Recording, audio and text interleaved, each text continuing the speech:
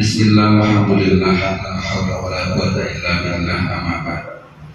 Yang kami hormati Kepala SD Tambah Harjo 1, yang kami hormati segenap Dewan Guru. Syukur alhamdulillah pada kesempatan siang hari ini kita dapat berkumpul dalam rangka kegiatan aksi nyata untuk kegiatan calon guru penggerak angkatan 11 SD Tambah Harjo 1 dalam keadaan sehat walafiat. Keduanya salawat serta salam senantiasa kita sanjungkan kepada baginda Nabi Agung Muhammad SAW. Semoga telah kita mendapat syafaatnya di yaumil qiyamah. Amin Allahumma amin. Bapak Ibu yang kami hormati, kami sampaikan sunan acara pada siang hari ini. Yang pertama yaitu pembukaan, yang kedua menyanyikan lagu Indonesia Raya, acara ketiga yaitu sambutan dari kepala sekolah, dan acara yang keempat yaitu pemaparan dari calon guru penggerak, dan terakhir yaitu penutup. Untuk mengawali acara pada siang hari ini, marilah kita buka dengan bacaan umul kitab Al-Hadiyah Al-Fatihah.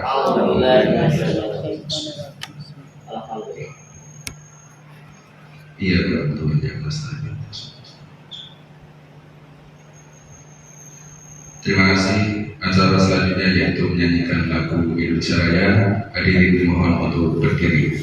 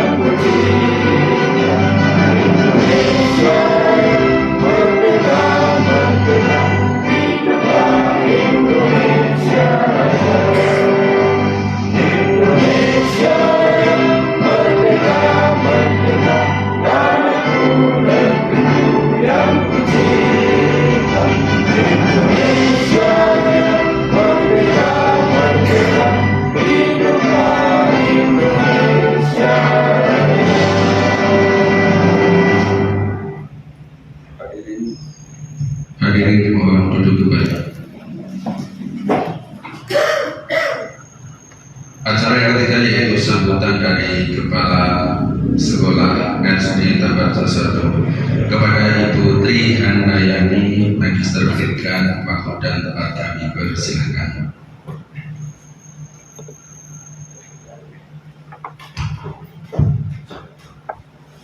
Assalamualaikum warahmatullahi wabarakatuh. Waalaikumsalam. Mohon izin Bapak Ibu, saya menyampaikan sepatah dua patah kata untuk memberikan sambutan. Yang saya hormati Bapak Ibu guru SD Tambah Harjo 1 serta karyawan SD Negeri Tambah Harjo 1, khusus untuk guru penggerak, calon guru penggerak yang dalam hal ini sedang mengikuti program dari tahap per tahap. Kami ucapkan semangat, selamat belajar tanpa batas. Pada siang hari ini kita hadir di sini untuk mengikuti kegiatan aksi nyata dari program guru penggerak diseminasi budaya positif. Sekali lagi, mari kita ikuti kegiatan pada siang hari ini dengan penuh seksama. Kita akan belajar bersama berkaitan dengan diseminasi budaya positif. Budaya positif di sekolah itu sangat penting Bapak Ibu, berkaitan dengan agar kegiatan belajar mengajar, penyelenggaraan pendidikan di sekolah bisa berjalan dengan lancar. Budaya positif meliputi karakter yang harus kita terapkan kepada diri kita sendiri, khususnya pendidik. Kemudian kita terapkan, kita resapi, kita pahami, kita terapkan. Kemudian langkah berikutnya kita sampaikan kepada siswa agar seluruh warga sekolah bisa menerapkan budaya positif.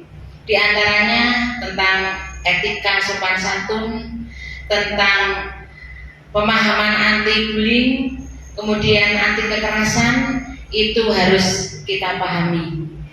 Guru harus memahami dulu, menerapkan pada kehidupan sehari-hari, kemudian memberikan contoh yang baik kepada seluruh siswa. Insya Allah sekolah kita akan aman, tentram, dan nyaman, karena masing-masing warga sekolah menyadari dan memiliki rasa solidaritas, rasa saling menghargai, rasa tidak merasa pintar sendiri, merasa menang sendiri. Nah, dari sana akan tumbuh kebersamaan. Dari sana budaya positif yang akan kita tebarkan itu akan menjadikan aura positif untuk kita sendiri, untuk seluruh siswa, dan untuk seluruh warga sekolah.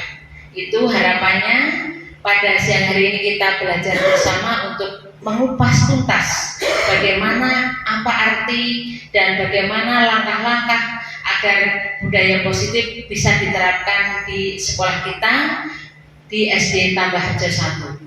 Sekali lagi kami ucapkan selamat belajar, selamat saling mengisi dan berdiskusi dalam acara diseminasi budaya positif. Terima kasih.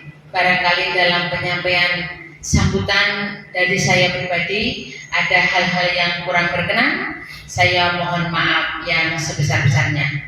Wassalamualaikum warahmatullahi wabarakatuh. Waalaikumsalam warahmatullahi wabarakatuh.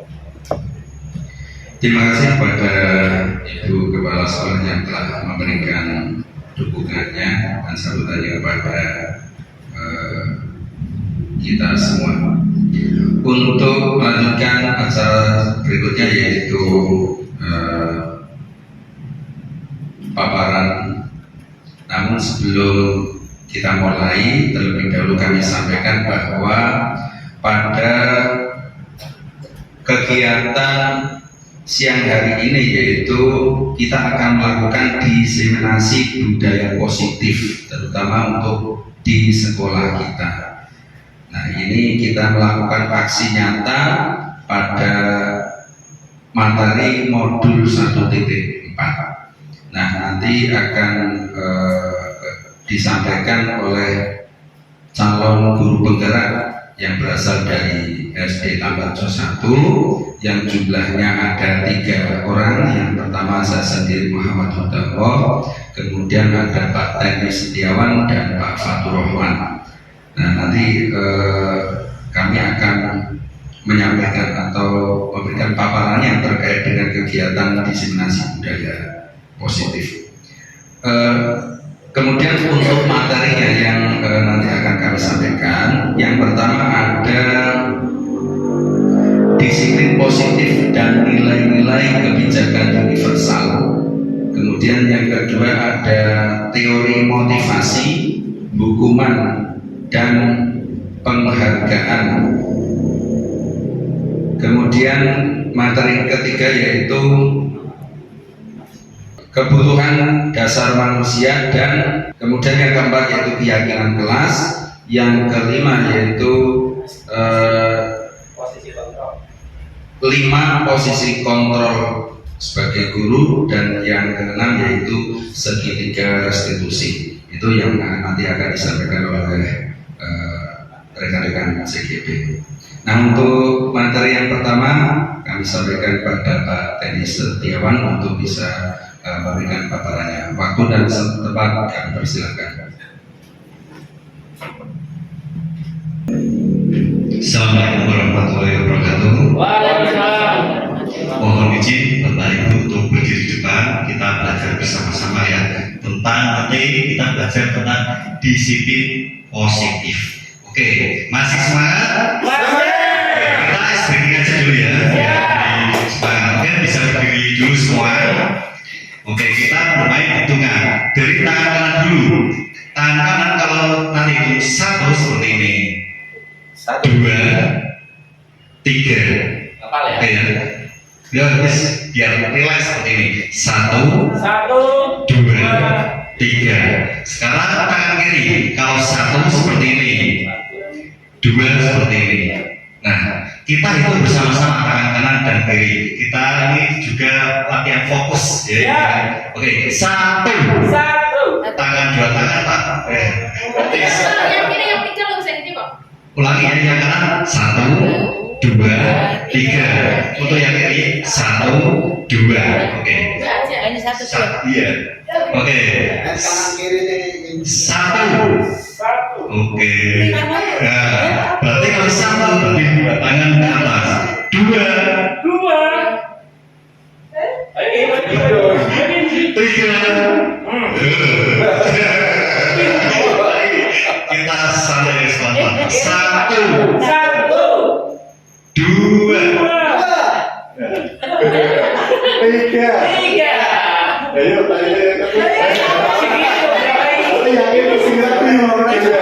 Tiganya tadi belum ini ya. diinstruksikan. Ulangi ya.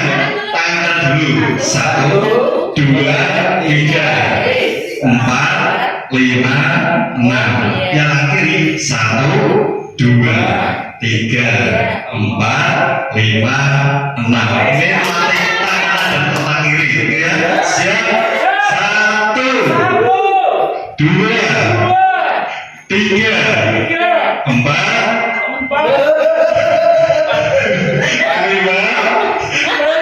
6, 1.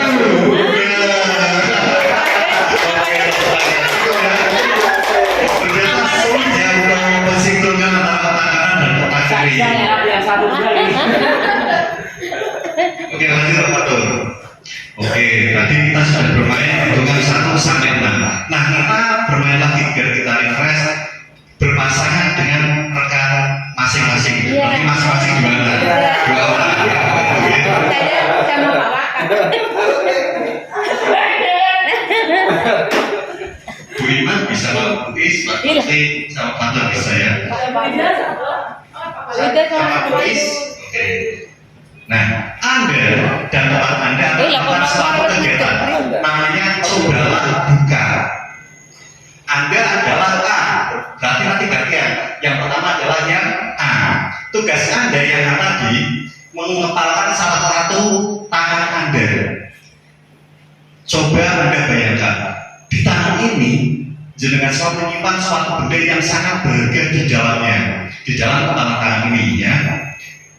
Anda perlu menjaga benda tersebut sekuat tenaga Anda, karena begitu pentingnya benda ini dijaga sekuat tenaga.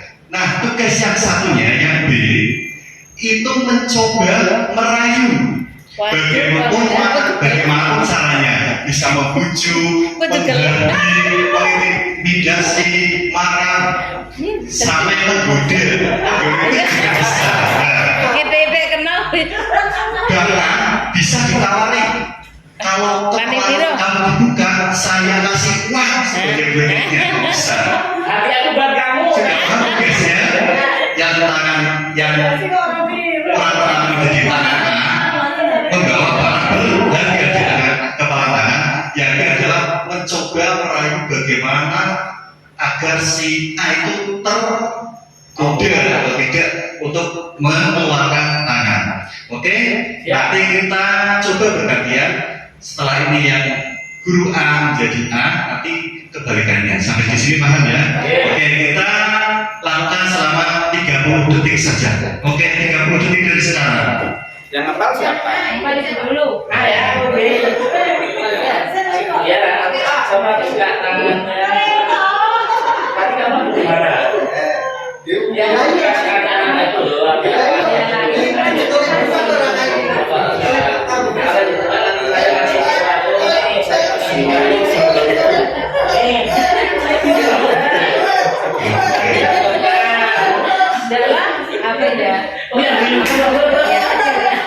gitu ya. Berarti Oke, cukup ya.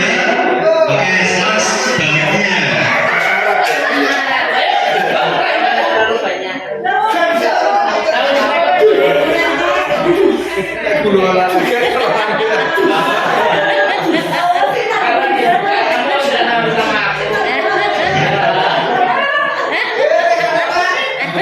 Oke, cukup. Next satu. Iya. Nah, sudah itu diskusikan. Kita coba jawab. Apakah Anda atau B membuka kepala tangan Anda? Coba. Tidak mau. Oke. Mengapa alasan Anda tidak mau membuka tangan? Karena ini barang rahasia, tidak boleh ada orang yang tahu. Hanya berdua. Enggak. Ini maksudnya kebanyakan yang berdua. Tadi saya meminta untuk buka kepalanya sama Bu Wiji tidak mau. Wiji gugah dengan kemauannya, tidak mau buka kepada saya. Tidak tahu alasannya itu kenapa. Sudah saya tawarkan semuanya, bahkan sesuatu yang berharga. Dia sudah tidak mau. Oke. Terima kasih. Tepuk tangan buat kami. Coba dari kelompok ini. tadi saya bernegosiasi untuk membuka, tidak mau. Saya sudah berusaha dengan berbagai cara. Yang pertama, saya sudah mengupayakan dengan kata-kata yang lembut. Harapannya biar ibu ini bisa membuka, katanya rahasia itu. Kemudian karena itu tidak berhasil, saya coba ini udah saya kasih duit, ya, tetap tidak mau. Oke, Gitu. Itu Pak. oke, tangan bagi saya semua. Oke, lanjut Pak Fatur. Nah, jadi dalam kegiatan ini sesungguhnya kita belajar tentang posisi kontrol. Siapa yang memegang posisi kontrol dari kegiatan itu? Si A atau si B? Si A. Nah, kemungkinan jawaban itu tadi beradanya. Yang pertama, ada bervariasi jawaban antara ada yang bersedia buka atau yang tetap bertahan menutup kepala tangan. Nah, pertanyaan ketiga, siapa sesungguhnya yang memegang kontrol, yang menutup kepala atau yang berusaha dengan sekuat tenaga untuk membuka kepala dengan rekannya? Kira-kira siapa? Yang pemegang Kontrol kayak. yang A.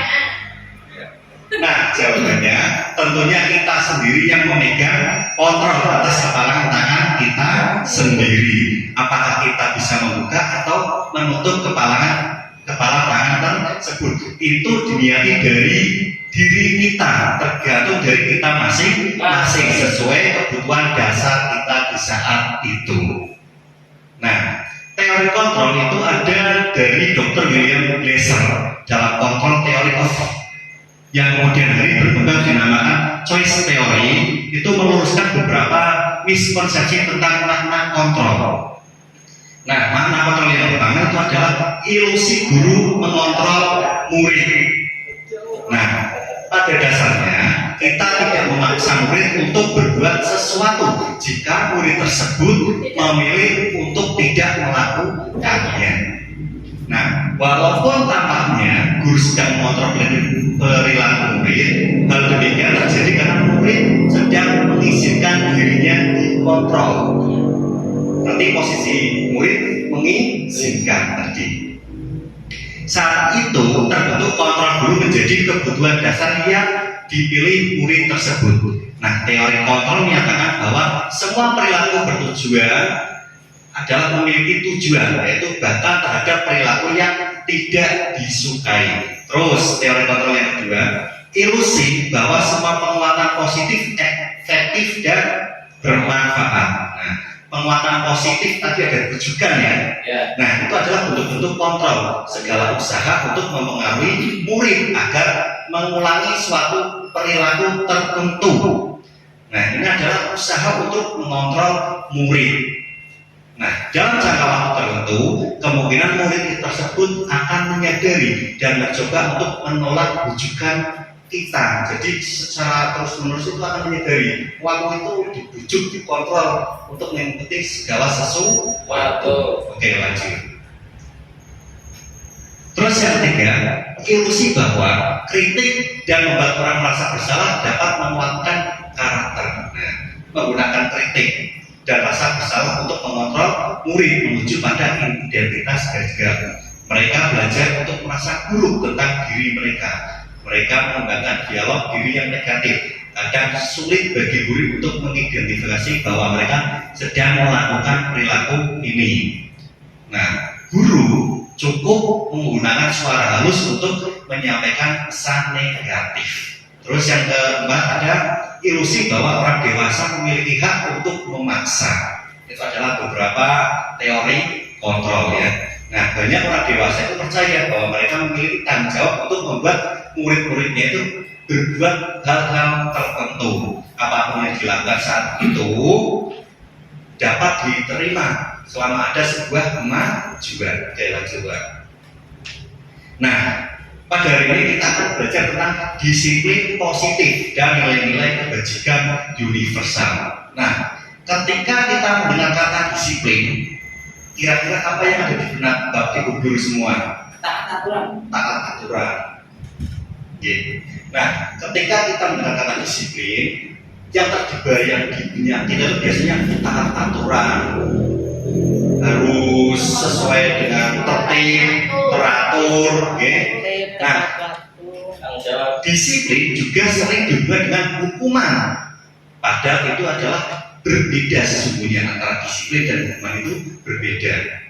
Nah, karena belajar tentang disiplin positif tidak harus dengan memberi hukuman, justru adalah salah satu alternatif lain, yaitu dengan tidak perlu menggunakan sama sekali, tidak perlu menggunakan hukuman sama sekali. Nah, disiplin itu berasal dari bahasa Latin yang artinya disciplina, yang artinya belajar. Jadi disiplin itu artinya belajar.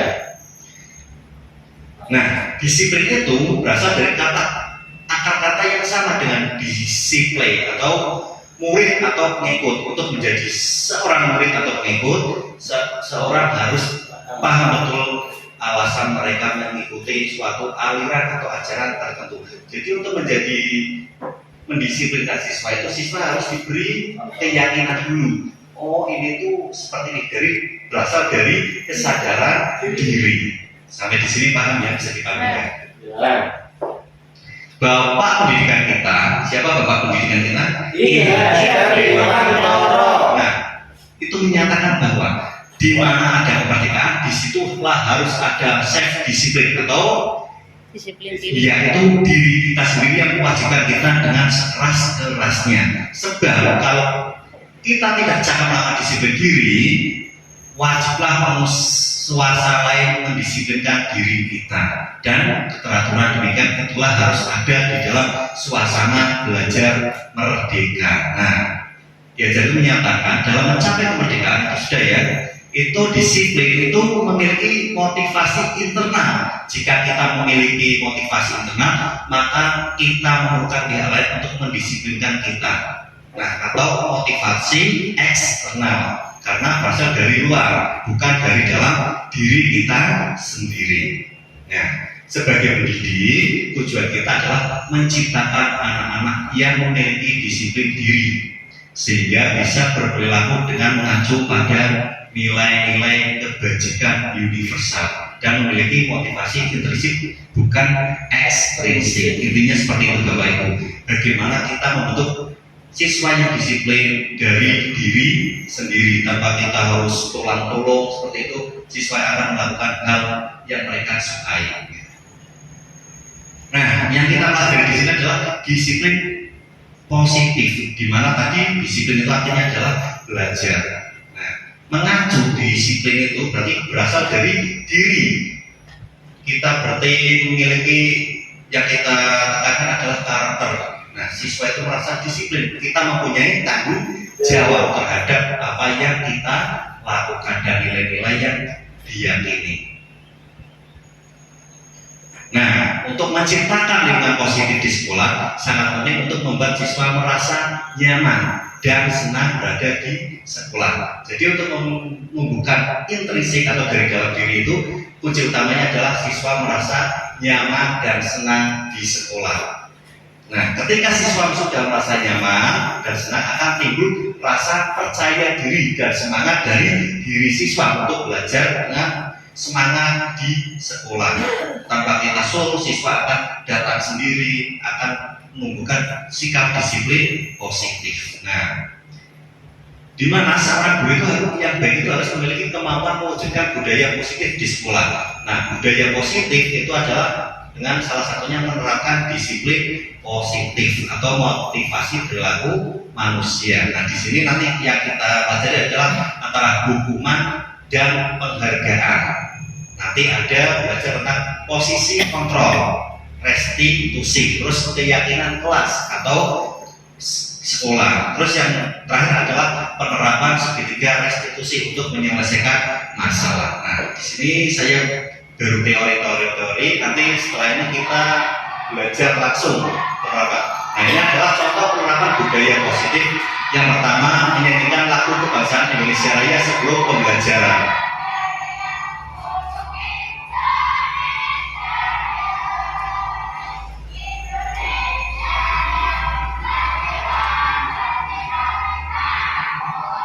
Dengan menyanyikan lagu Indonesia sebelum pembelajaran itu adalah melatih rasa nasionalisme siswa.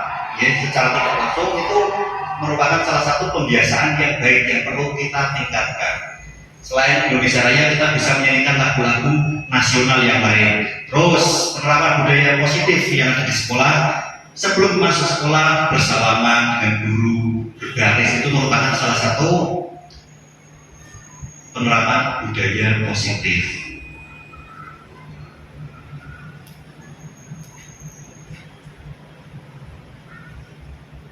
Nah, terus ini berdoa sebelum pelajaran sudah biasa kita laksanakan, Asmaul Husna dan membaca surat-surat pendek.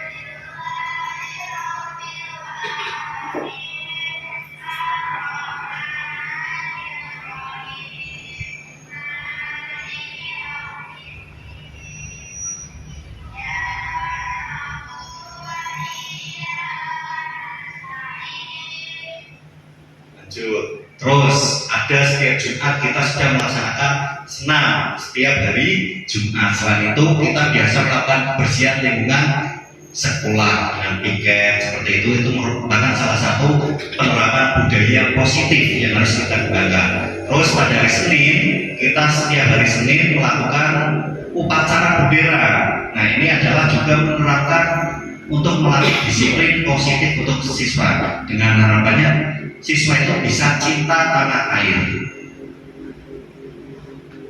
Nah, ini lanjut. Setiap Jumat Kliwon kita melaksanakan istighosah. Ini juga salah satu penerapan budaya positif. Lanjut, Pak.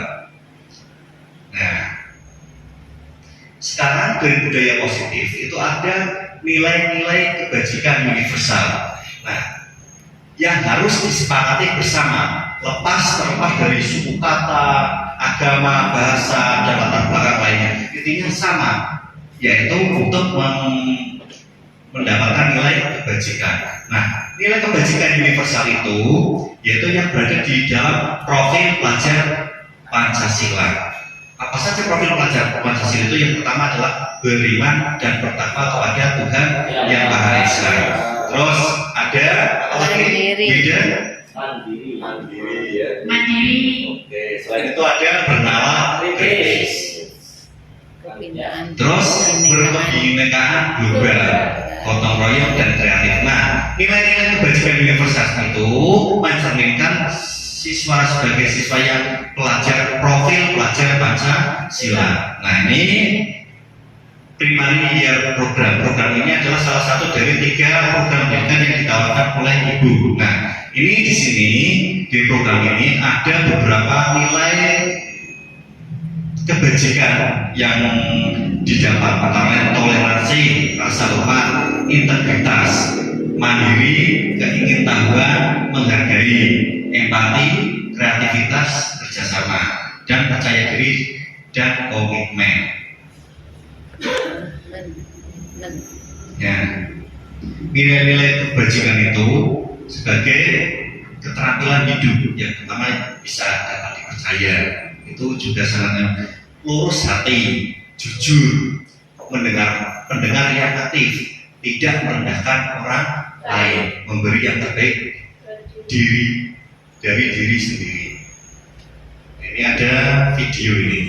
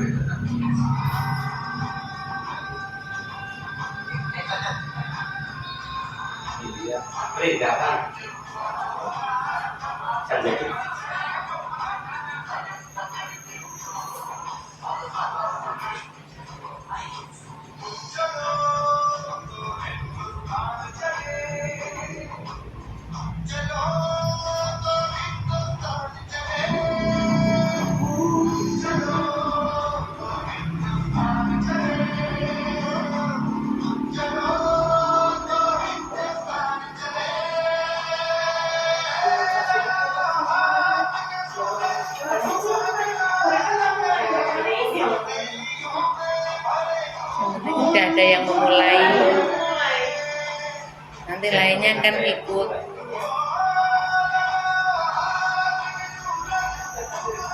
Berarti harus berani memulai.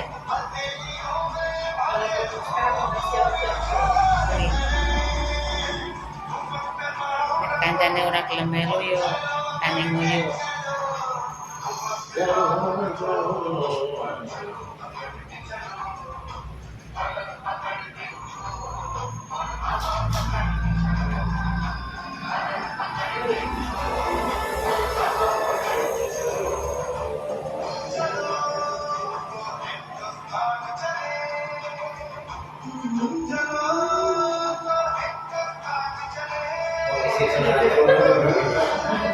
Nah, wis rampung.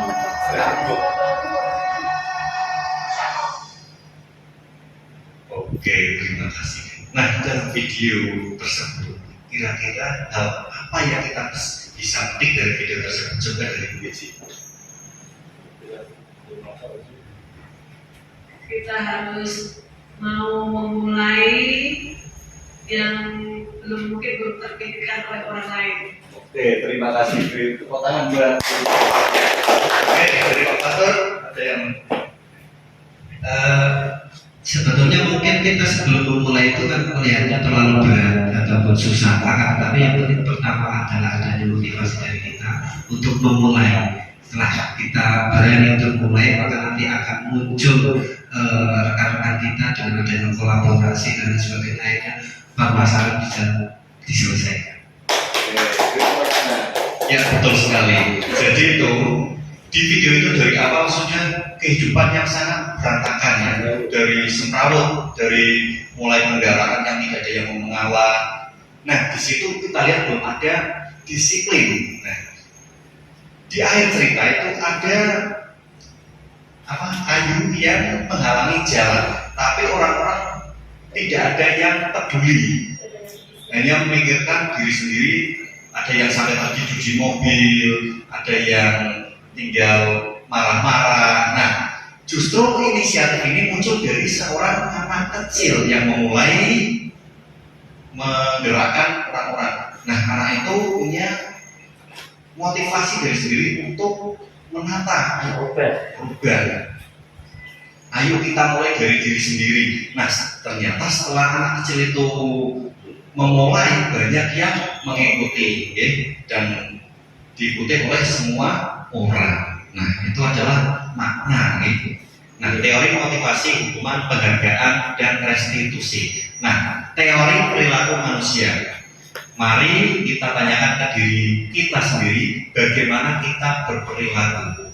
Mengapa kita melakukan segala sesuatu? Apakah kita melakukan sesuatu karena ada dorongan dari lingkungan atau ada dorongan yang lain? Terkadang kita melakukan sesuatu karena kita menghindari rasa sakit atau ketidaknyamanan. Terkadang kita melakukan sesuatu untuk mendapatkan apa yang kita mau. Kita sapi sendiri dari diri masing-masing, Bapak Ibu. Ya. Teori perilaku manusia. Tadi sudah ada bagaimana pernahkah Anda melakukan sesuatu untuk mendapat senyuman dari orang lain? Pernah? Atau untuk mendapat hadiah? Atau untuk mendapatkan uang? Apalagi kira-kira alasan untuk orang melakukan sesuatu kita senyum dari hal sepele, senyum. Ada yang ingin diperhatikan orang lain, ada yang ingin mendapat hadiah, ada yang ingin mendapatkan uang. Nah, ternyata dari ini teori perilaku manusia ini yang pertama ada beberapa hal. Yang pertama untuk menghindari ketidaknyamanan atau hubungan. Maka apa yang akan terjadi jika saya tidak melakukan sesuatu tersebut? Itu namanya motivasi dari eksternal. Wah, itu ada kepala dinas di depan senyum-senyum just. Nah, itu berarti terendah apa? Hukuman terendah. Nah, itu berarti Nilainya setiap terendah. orang itu mempunyai motivasi sendiri. Di sini ada kepala di depan.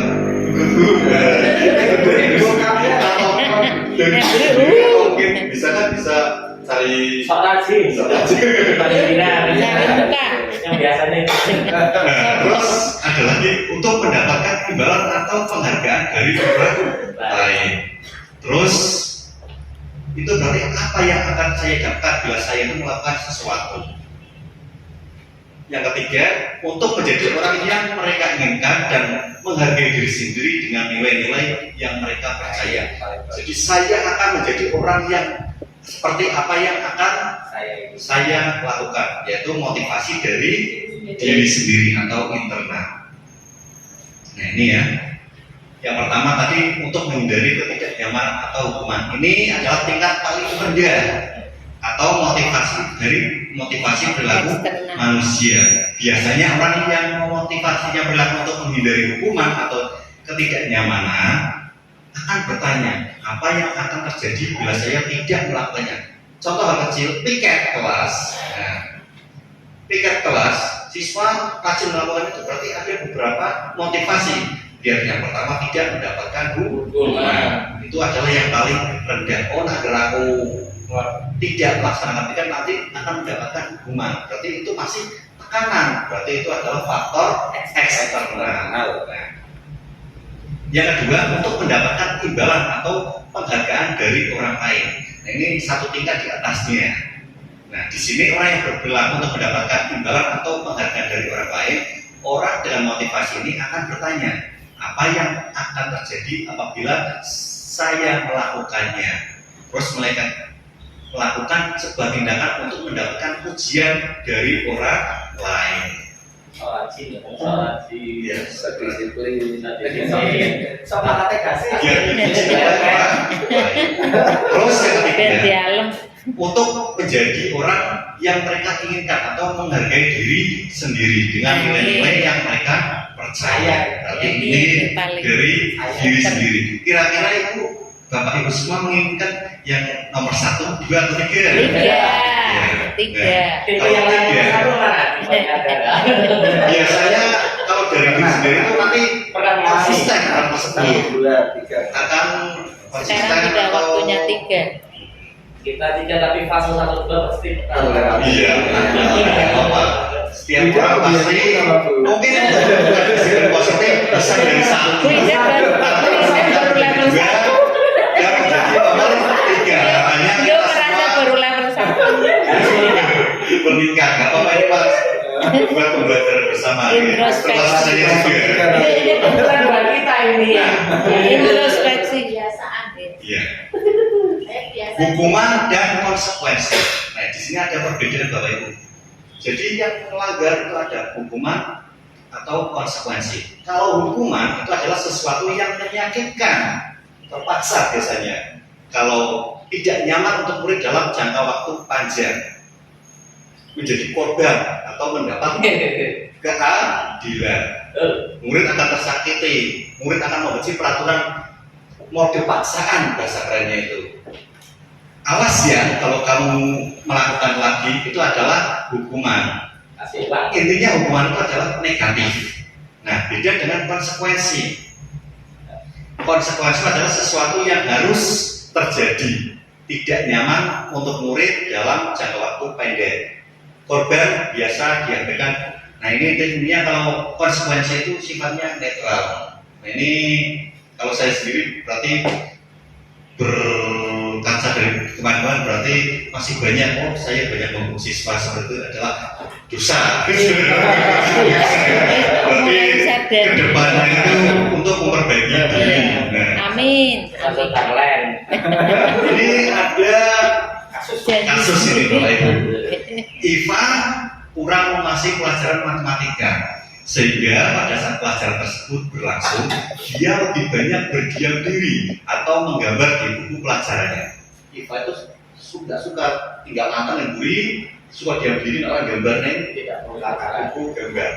Nah, pada saat guru matematikanya Pak Seno menanyakan pertanyaan, Iva menjadi gugup. Coba Iva, kan? Iva gugup dan tidak sengaja menjatuhkan tasnya dari kursi, serta tiba-tiba menjadi gegap pada saat berupaya menjawab. Seluruh kelas pun tertawa melihat perilaku Iva yang bicara tergagap-gagap tadi dan terkejut tersebut. Nah, Pak Seno pada saat itu membiarkan teman-teman Iva menertawakan Iva yang menganggap dan malu luar biasa. Iva yang tergagap itu siswa tertawa dibiarkan oleh Pak Seno.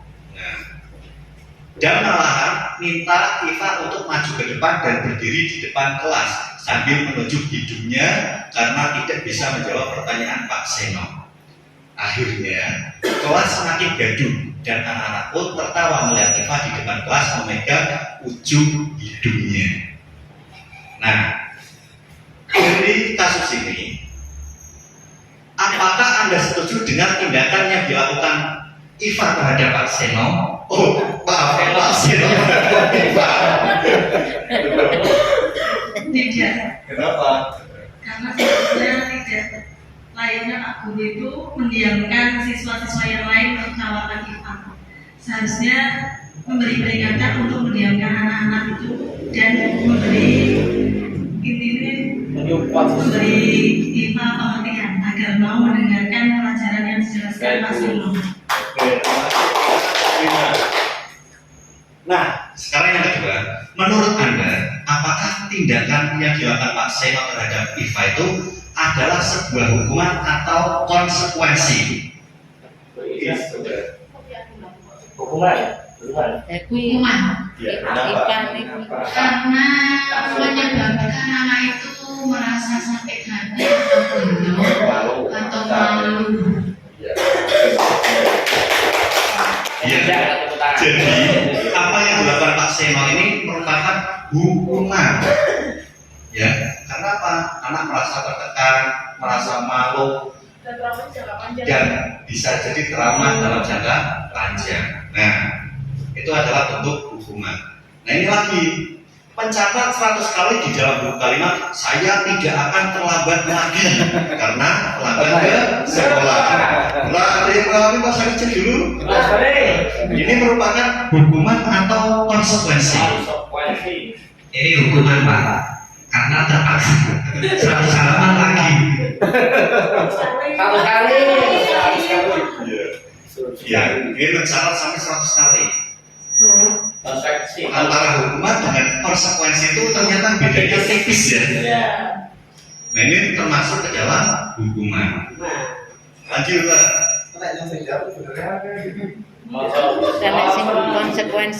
Konsekuensi contohnya apa?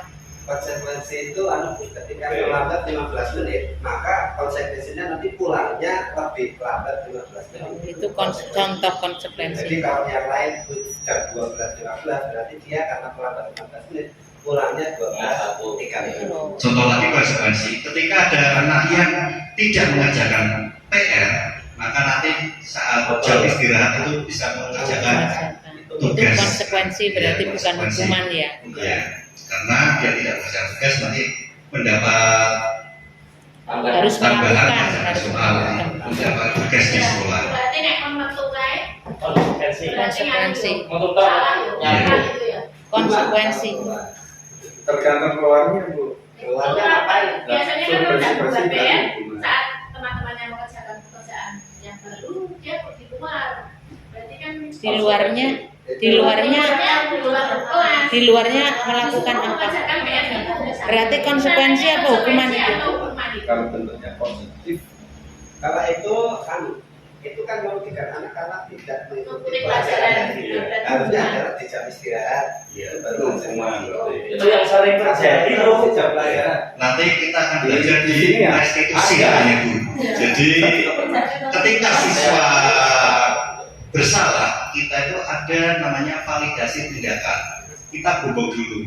Nah, setiap orang itu punya salah, tapi kamu punya alasan. Jadi kita hubung dulu, dipupuk biar siswa itu tidak down. Nah, setelah itu baru kita distabilkan kita.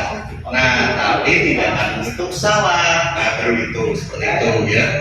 Nah, tadi kita sudah belajar tentang hukuman. Konsekuensi yang ketiga adalah penghargaan. Nah, saat kita berulang kali menjanjikan hadiah kepada anak-anak agar perilakunya bertanggung jawab, atau kepada seorang murid agar mempelajari sesuatu yang baru, atau kepada karyawan pun agar melakukan pekerjaan dengan kualitas, kita sejak berlangsung mereka tidak dapat melakukannya, atau mereka tidak akan memilih untuk melakukannya. Nah, ternyata penghargaan itu adalah menciptakan persaingan di dalam kelas, dan persaingan menciptakan kecemasan. Contoh, ketika ada anak yang betul menjawab, kita beri permen, maka akan menciptakan persaingan di dalam kelas. Teman yang lain akan, wah, saya menjawab biar dapat permen. Nah, efeknya itu nanti menimbulkan kecemasan. Aduh, aku tak bisa pergi kalau taruh air. Itu adalah efek dari hubungan.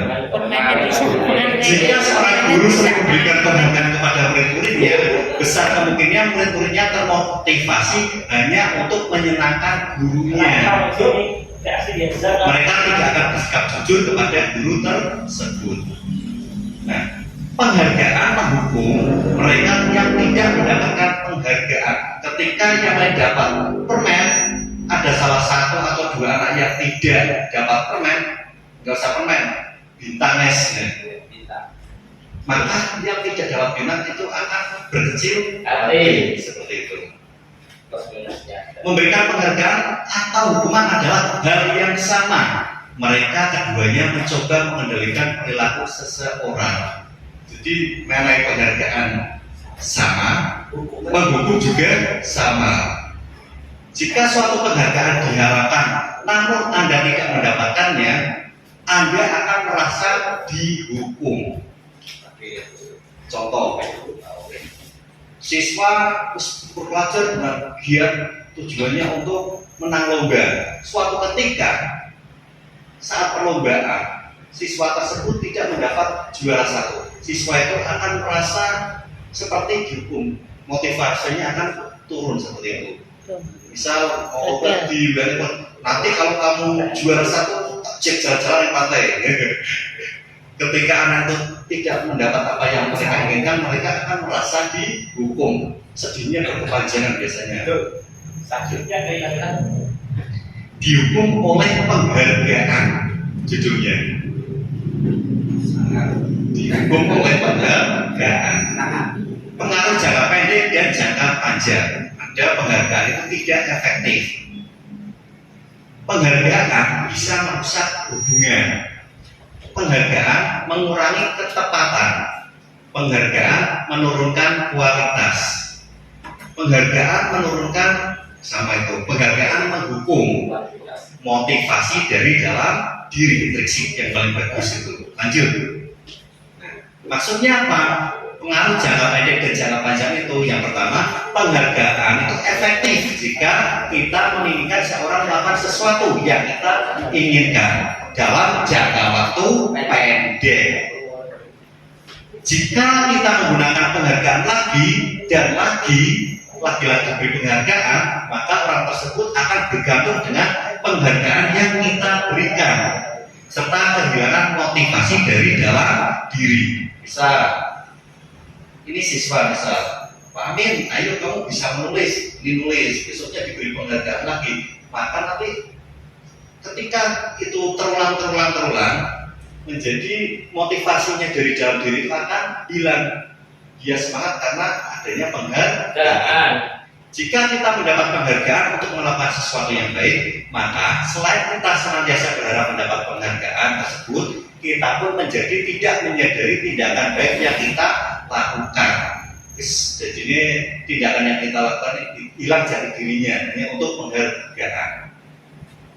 Yang kedua, mengapa penghargaan tidak efektif? Suatu penghargaan adalah suatu benda atau peristiwa yang diinginkan, yang dibuat dengan persyaratan tertentu. Hanya jika Anda melakukan hal ini, maka Anda akan mendapat penghargaan yang diinginkan. Jika saya mengharap suatu penghargaan dan atau tidak mendapatkannya, maka saya akan kecewa dan berkecil hati. Serta kemungkinan lain kali saya tidak usah berusaha sekerasnya sebelumnya. Nah, terus yang ketiga, jika kita berikan seseorang penghargaan untuk melakukan sesuatu, maka kita tidak terus-menerus memberikan penghargaan. Itu jika orang yang tersebut meneruskan perilaku yang kita inginkan. Ketika kita tidak diberi penghargaan, kita tidak memberi penghargaan, orang tersebut akan stop. Ya.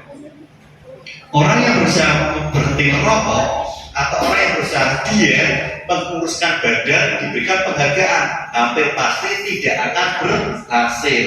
Contoh diet, bujurnya misal sebagai suami, kamu diet dan langsing, langsing ada kasih suatu, dia makan.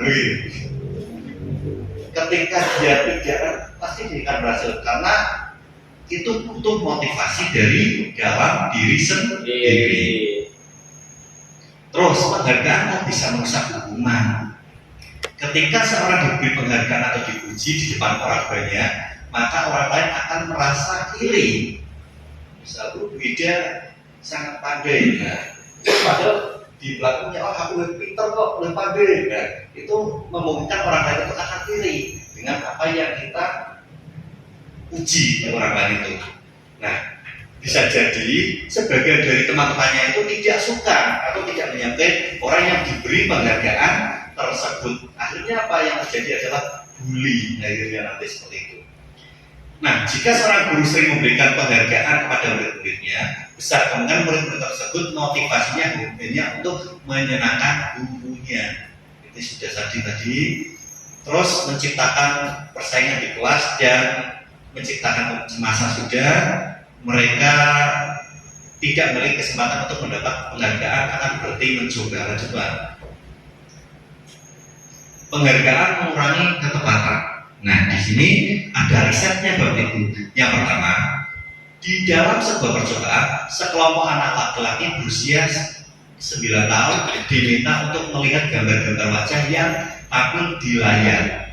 Dan mereka harus memberitahu jika wajah-wajah tersebut sama atau berbeda. Gambar-gambar tersebut hampir sama. Beberapa dari mereka diberi penghargaan dalam bentuk uang. Nah, pada saat mereka memberikan hasil jawaban yang benar, sementara sebagian yang lain salah, maka hasilnya anak laki-laki yang dibayar membuat lebih banyak kesalahan.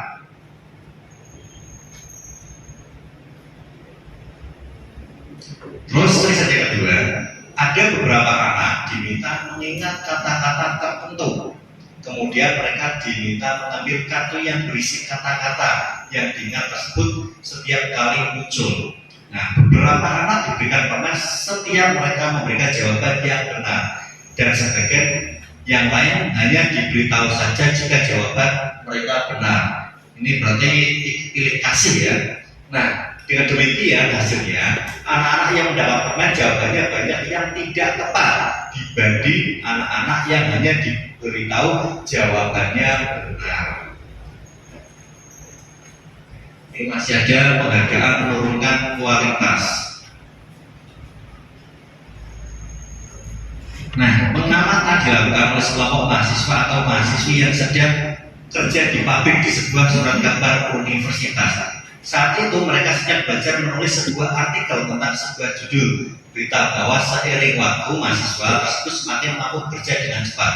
Kemudian ada beberapa mahasiswa atau mahasiswi yang dibayar untuk setiap judul berita utama yang mampu dihasilkan. Dan setelah beberapa lama mahasiswa yang dibayar ini, hasil kinerjanya berhenti berkembang ketika diberi uang terus. Nah, mereka yang tidak menerima bayaran terus berupaya mengasah diri menjadi lebih baik. Terus yang berikutnya, penghargaan mematikan kreativitas. Lanjut aja Pak. Nah, ini penghargaan itu menghukum mereka yang tidak mendapatkan penghargaan. Misal dalam sistem ranking, mereka yang mendapat ranking kedua akan merasa paling dihukum, atau misal turun itu akan merasa dihukum, waduh kok nggak bisa mempertahankan peringkat seperti itu. Memberikan penghargaan dan hukuman adalah hal yang sama. Mereka keduanya mencoba mengendalikan perilaku manusia. Karena orang pada dasarnya tidak suka dikendalikan dalam jangka waktu lama. Penghargaan akan terlihat sebagai hukuman. Jika suatu penghargaan diharapkan, namun Anda tidak mendapatkannya, Anda akan merasa dihukum. Nah, yang benar ini motivasi dari dalam diri atau intrinsik. Nah, saat seorang anak belajar untuk pertama kali menggabungkan huruf-huruf dengan kata-kata serta menyadari bahwa ia tidak membaca, timbul pijar di matanya dan sebuah senyuman di wajah. Anak tersebut begitu gembira bahwa ia telah mempelajari dan menguasai suatu keterampilan baru. Nah, kesadaran ini akan kemampuannya bahwa dia sudah dapat membaca sesungguhnya sudah merupakan sebuah penghargaan. Nah, ketika anak itu belajar tanpa sadar, itu mereka akan bisa. Nah, ketika dia bisa, itu otomatis dia akan sadar, oh senang aku akhirnya bisa. Contoh, naik sepeda. Ketika kita ajari sedikit demi sedikit, tadinya satu genjotan jatuh, tapi lama-lama ketika dia bisa menaiki sepeda, otomatis anak itu akan senang sekali karena oh saya sudah bisa. Tanpa kita beri penghargaan, anak itu muncul dari diri sendirinya akan merasa sangat senang karena penghargaan yang sesungguhnya. Oke, kita ngantuk dulu ya. Breaking dulu biar nggak ngantuk. Saya lihat tadi sudah ada yang ngantuk berapa. Berdiri dulu ya semua. Jamnya jam rawan. Oke, kalau ini breakingnya seperti kemarin, naik bermain sport kemudian bisa berdiri di depan semua. Ke sini. Baru ngantuk. Apa ini? Pijet-pijetan. Iya. Belakangnya pagi. Boleh belakang sana boleh. Pijetin. Oke. Dimulai pemanasan dulu. Oke, dari bicara titik ya. Kalau bicara titik berarti kita gini, ke depan kita. Kalau hujan batu seperti ini. Kalau petirnya berlebar seperti ini ya. Oke. Apa? Jadi bisa lain. Petir nyambar. Oke, kita mulai dari sana. Hujan rintik-rintik, hujan rintik-rintik, hujan rintik-rintik, hujan rintik-rintik, hujan-hujan batu, hujan-hujan batu, hujan-hujan batu, hujan-hujan batu, petir nyambar-nyambar, petir nyambar-nyambar, petir menyamar-nyamar, ombak badai, dah ombak badai, ombak badai, ombak badai. Iya, cukup atau sebaliknya? Cukup. Dendam ya.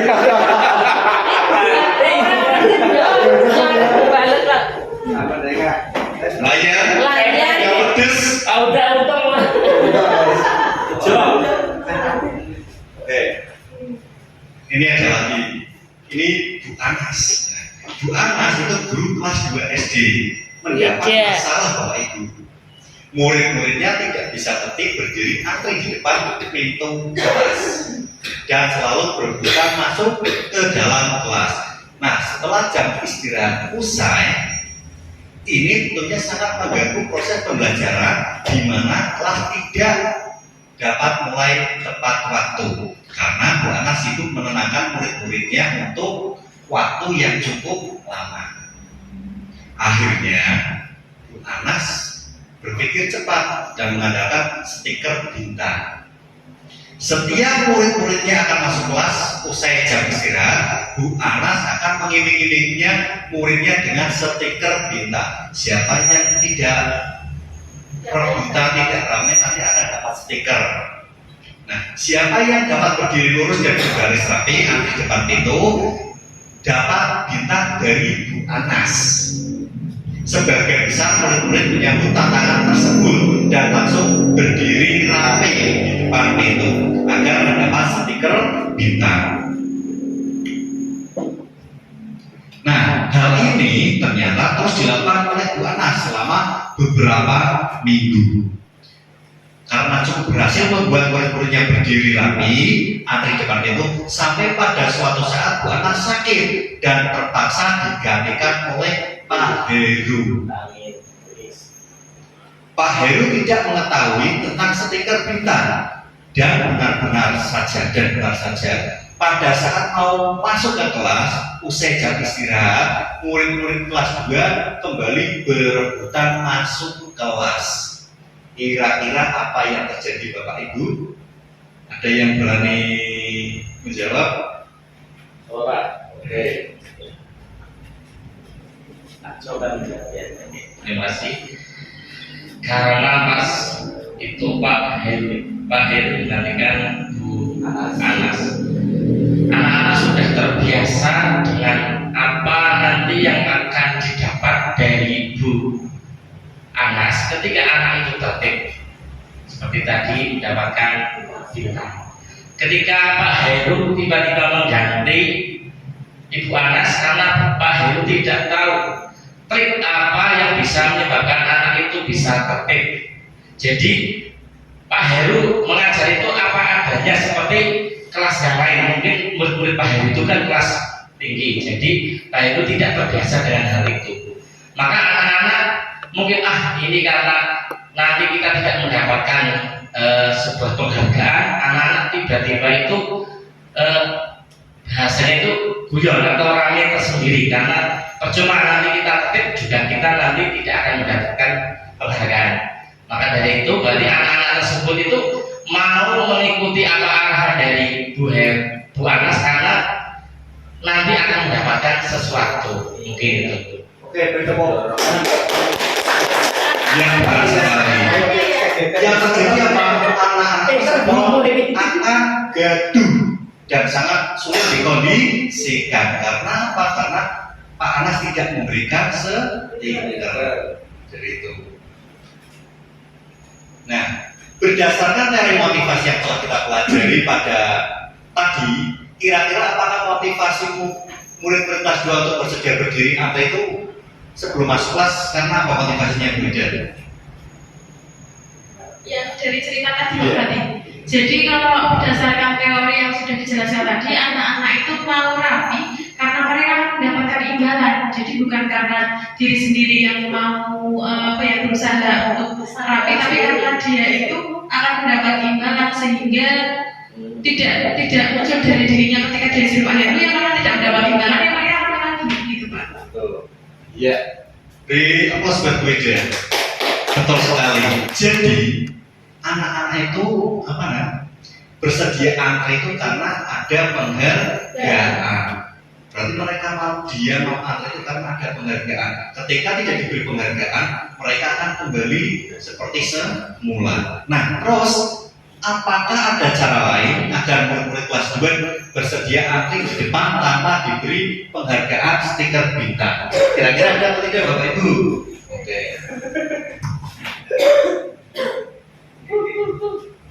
Jadi ada beberapa alternatif. Yang pertama adalah dengan melakukan permainan di depan kelas, seperti permainan sambil bernyanyi, naik kereta api tutut itu sambil berpegang pundak. Itu kan rapi ya, gerbongnya rapi, kita bentuk dikemas dalam bentuk permainan. Ketika gerbongnya lepas, maka nanti keretanya akan terjadi kecelakaan. Itu kan secara tidak langsung memberikan pengetahuan pada siswa bahwasanya ketika kita tidak tertib, akibatnya ini konsekuensi ini seperti ibaratkan kereta api, ketika gerbongnya terpisah maka akan terjadi kecelakaan. Jadi bisa dikemas dalam bentuk permainan sambil bernyanyi naik kereta api. Ya, terima kasih, sangat luar biasa dari Pak Fatul. Beri aplaus buat Pak Fatul. Oke, lanjutlah. Ya, motivasi murid-murid kelas 2 untuk bersedia berdiri antri itu adalah karena mendapat penghargaan berupa stiker bintang. Mereka melakukan sebuah tindakan untuk mendapatkan pujian dan penghargaan dari orang lain yang menurut mereka penting dan mereka letakkan dalam dunia kualitas mereka. Mereka melakukan sesuatu untuk mendapat hadiah, pengakuan, dan imbalan. Nah, cara lain yang dilakukan guru antara dengan menjelaskan akibat seperti yang tadi sudah disampaikan Pak Fatul, diberi pengertian.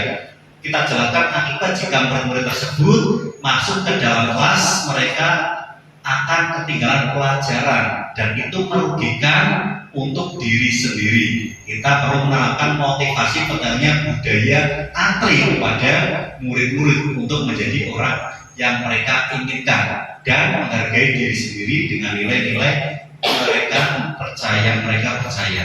Nah, ketika murid-murid kita memiliki motivasi tertentu, mereka telah memiliki motivasi intrinsik yang berdampak pada jangka panjang. Nah, motivasi yang tidak akan terpengaruh pada adanya hukuman atau hadiah. Berarti tidak seperti tadi, tidak ada hukuman berarti dibeli sebenarnya. Berikutnya, restitusi atau sebuah pendekatan untuk menciptakan disiplin positif. Nah, ini overview dulu. Dalam sebuah acara pesta ulang tahun, teman Anda memecahkan gelas. Apakah Anda akan membiarkan dia membayar harga gelas yang dipecahkan? Kira-kira disuruh membayar atau tidak? Suruh ganti. Bu Ima, kira-kira kalau ada pesta ulang tahun, Anda memecahkan gelas, kira-kira disuruh membayar atau tidak harga gelasnya? Iya. Dari mana? Gelasnya siapa ini punya? Sebuah acara pesta ulang tahun, Anda mencari Gelas yang punya gelas, saya atau kira-kira tidak? membayar harga gelas yang dipecahkan? Tidak. Tidak. Saya kira disuruh mengganti gelas atau membayar, karena ini konsekuensi. Ketika dia melakukan sebuah kesalahan itu kan ada konsekuensi, gelas yang hilang atau berubah, berarti kan harus bertanggung jawab. Tapi kan tadi tidak ada hubungan, tidak apa, tapi harus bertanggung jawab atas itu. Kalau saya dari konteks kalimat nomor 1, Iya. kan nomor 1 dalam sebuah acara pesta ulang tahun itu kan yang datang kan tamu undangan. Kemudian ketika tamu undangan itu memecahkan gelas, itu bentuk tanggung jawab penyelenggara ataupun yang punya hajat. Jadi bukan tamunya yang harus menggantikan gelasnya, tapi nanti dihitung oleh penanggung jawab nanti berapa yang harus dibayar oleh yang punya hajat. Jadi bukan kitanya yang datang membayar itu. Ya, terima kasih. Ya, terima kasih. Tadi sudah ada beberapa jawaban, ada yang Baik, Pak. orang biarlah saja. Terus ada yang harus mengganti karena adalah konsekuensi. Terus yang ketiga ada solusi. Nah, solusinya bagaimana ini karena tamu, berarti tanggung jawab panitia seperti itu ya. Ya, mau nambahin? Dalam sebuah acara usaha ulang tahun, teman saya memecahkan gelas. Apakah Anda melihatkan dia bayar gelas yang dipecahkan? Mungkin saya dan teman saya itu masih tidak tahu, dan saya suruh, apakah saya suruh untuk membayar? Karena saya sendiri tidak tahu harga gelasnya itu berapa. Mungkin saya pribadi itu menyarankan lain kali atau besok lagi tolong hati-hati, jangan ibarat kita gerusak-gerusuk atau yang akan nanti tak bisa menimbulkan kerugian bagi orang lain dan juga bisa menimbulkan kerugian bagi kita sendiri. Mungkin itu. Oke, terima kasih. Betul semua ya. Oke, lanjut.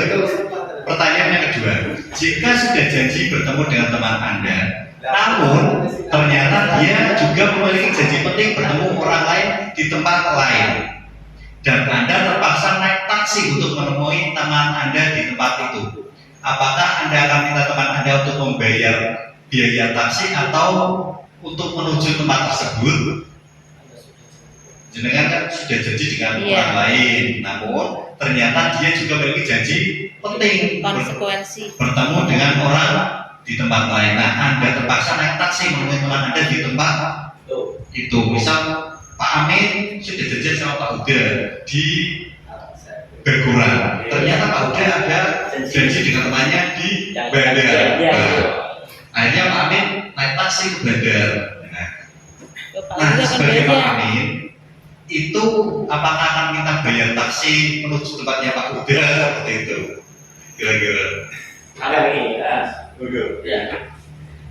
Kita lihat konteks tersebut, itu kita atau Pak Amin yang disuruh untuk menemui Pak Huda. Berarti yang butuh itu artinya kan Pak Huda tersebut.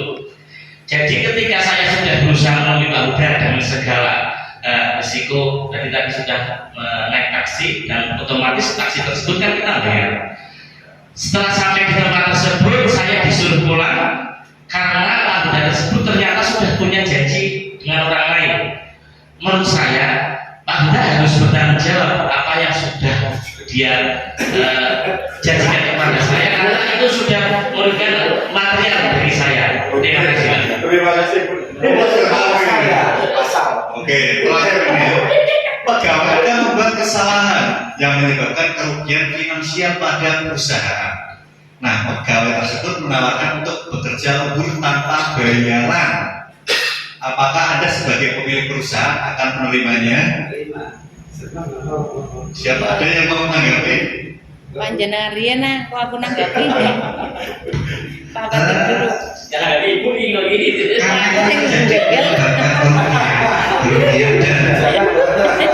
Alternatif penyelesaian masalahnya itu ditawarkan oleh pekerja itu sendiri. Itu sebagai pengusahanya ya menerima. Oke. Ibu ya. Tidak, Bu. Coba kita cermati konteks kalimatnya. Pegawai Anda membuat kesalahan yang menyebabkan kerugian finansial pada perusahaan. Kemudian pegawai tersebut menawarkan untuk bekerja lembur tanpa bayaran. Apakah Anda sebagai pemilik perusahaan akan menerimanya? Yang pertama, yang dilakukan oleh pegawai, yang kesalahan yang dilakukan pegawai itu menyebabkan kerugian finansial keuangan. Kemudian lemburnya ada enggak? Kan belum tentu ada pekerjaan lembur. Kok dia mau gantinya lembur? Kalau merugikan finansial, menggantinya finansial. Itu namanya konsekuensi. Nah, kalau ada lemburan, kalau enggak ada, yang mau dilembur apa? Jadi kita harus mencermati konteks kalimatnya. Terima kasih. Berikut pertanyaan buat Putri Dayani. Lanjut, Pak.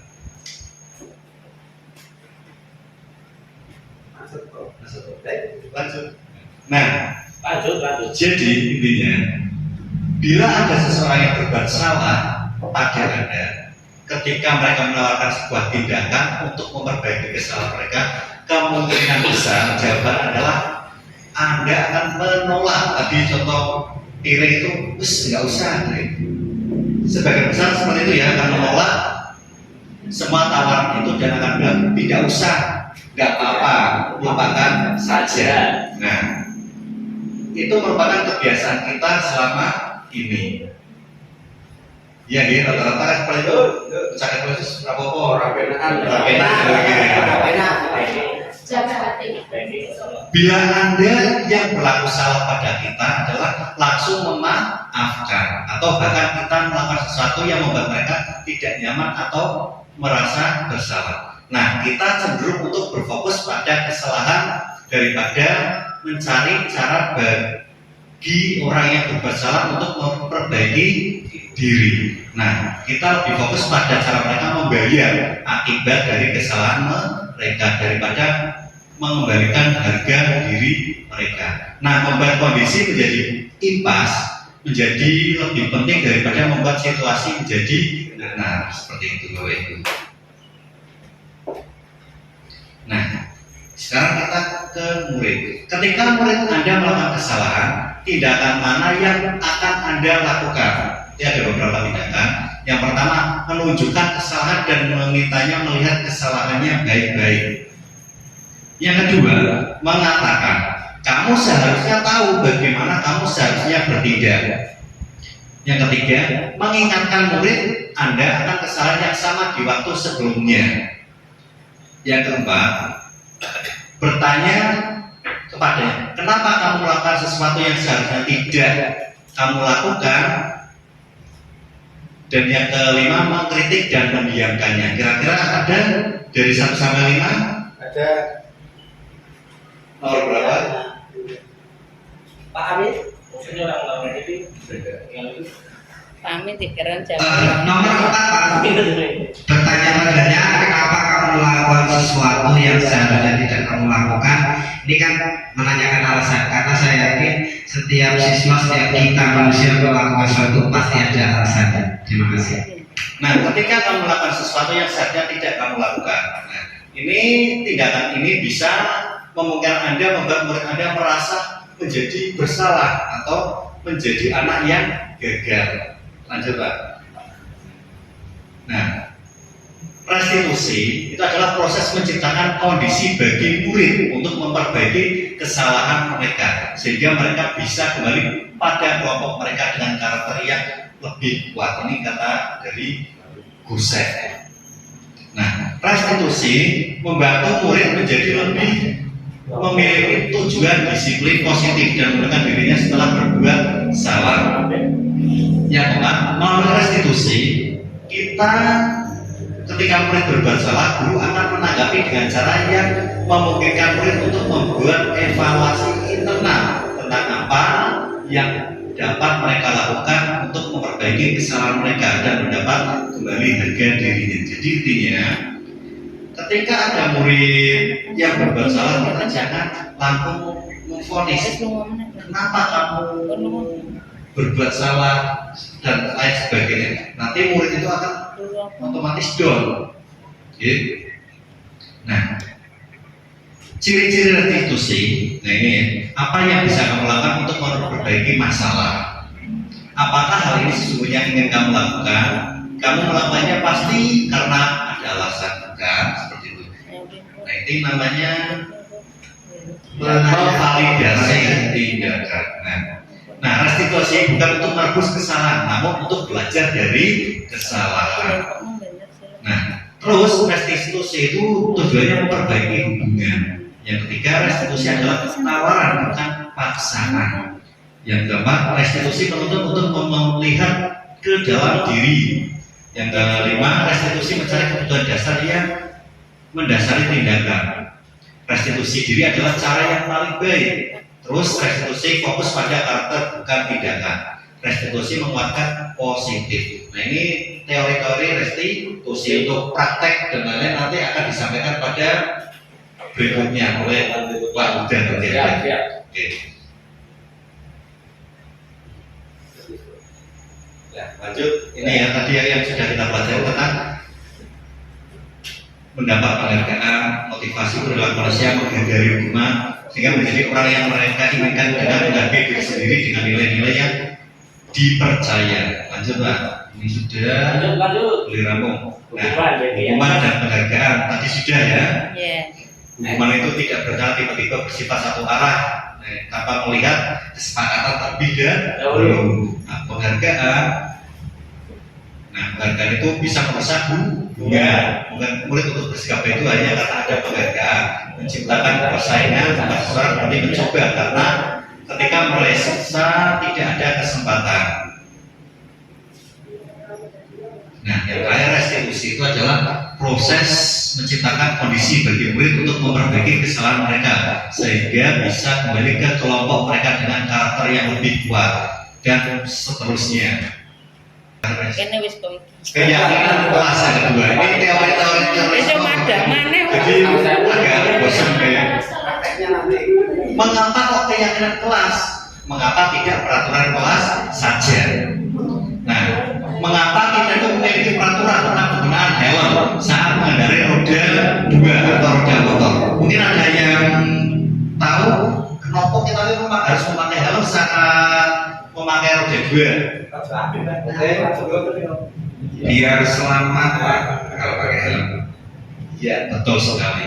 Kita memakai helm itu adalah tujuannya Untuk keselamatan diri sendiri. Mengapa kita memiliki peraturan tentang penggunaan masker atau mencuci tangan setiap saat? Ada yang tahu? Untuk kesehatan diri. Untuk kesehatan. Untuk kesehatan. Nah, nanti di situ ada nilai-nilai keselamatan atau kesehatan. Inilah yang kita sebut sebagai keyakinan. Nah, dari nilai-nilai kebajikan universal disepakati secara tersirat atau tersurat. Ini yang namanya keyakinan kelas. Nah, keyakinan kelas ini berupa pernyataan universal yang mudah diingat, dipahami, dan harus diterapkan di lingkungan sekolah. Lanjut. Nah, keyakinan kelas atau nilai kebajikan. Kembalikan barang ke tempatnya. Kira-kira adakah nilai kebajikan dari nomor 1? Ada apa kira-kira kalau mengembalikan barang ke tempatnya? Tempat jadi rapi. Disiplin. Oke. Disiplin. Tahu tanggung jawab. Oh, win. Ya. Kalau dilarang mengganggu orang lain, apakah ada nilai kebajikan dari hal ini? Saling menghormati dan menghargai orang lain. Ya, saling menghormati. Hadir di sekolah 15 menit sebelum pembelajaran dimulai. Kira-kira nilai kebajikannya apa ini? Disiplin. Disiplin, betul sekali. Gunakan masker. Kesehatan. Nah ini ke orang nilai Berjalan di kelas dan koridor. Itu apa? Keamanan. Betul sekali Bapak Ibu. Jadi setiap ada keyakinan kelas itu pasti ada nilai kebajikan di situ. Bedanya dengan peraturan. Jadi kalau keyakinan kelas itu atas kesadaran sendiri. Ya, sifatnya lebih abstrak dari peraturan. Nah, terus keyakinan itu berupa pernyataan-pernyataan universal. Nah, di dalamnya terbentuk kalimat positif. Nah, keyakinan kelas sebenarnya tidak terlalu banyak sehingga mudah diingat dan dipahami oleh semua warga. Keyakinan kelas sebaiknya suatu yang dapat diterapkan di lingkungan tersebut. Nah, semua warga kelas hendaknya ikut berkontribusi dalam pembuatan keyakinan kelas lewat kegiatan curah pendapat. Nah, ini bersedia meninjau kembali keyakinan kelas dari waktu ke waktu. Nah, ini tahap membuat keyakinan kelas ini.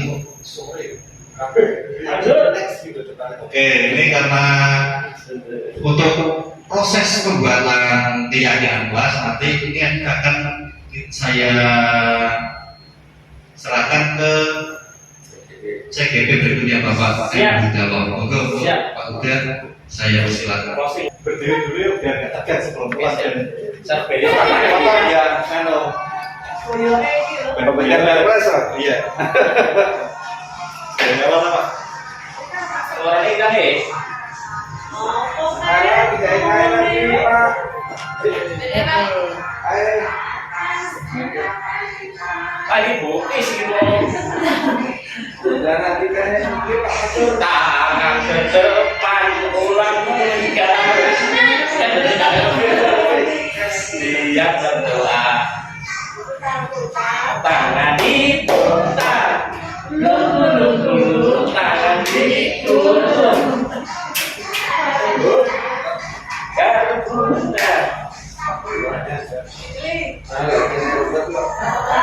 Dia berdoa.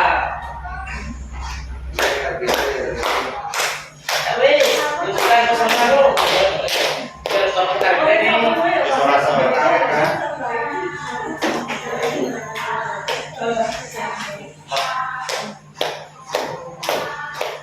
Dua tiga.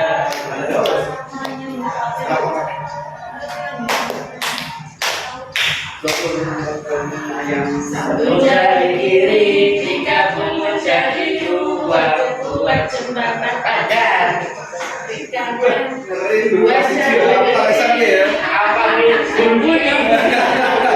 Kamera cengkrek, tiga jari kanan, tiga jari kiri, tiga pun menjadi satu buat menara tinggi. Lima jari kanan. Pantas bukan ketemu.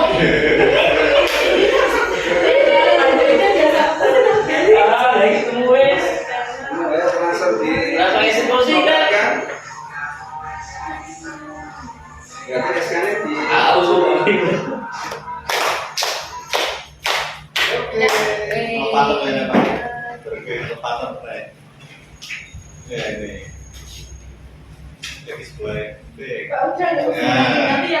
Ini sebelum akhirin Bapak Ibu ada pantun ini.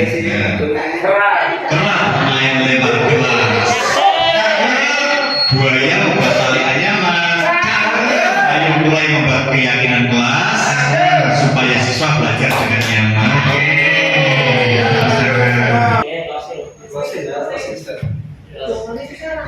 Terima kasih. Tepuk tangan untuk Pak Edi Setiawan. Baiklah Bapak dan Ibu Guru, ini saya tawarkan karena waktunya sudah cukup sore. Apakah mau dilanjut dengan materi selanjutnya dengan segmen lain? Dilanjut sekalian apa dilanjut besok?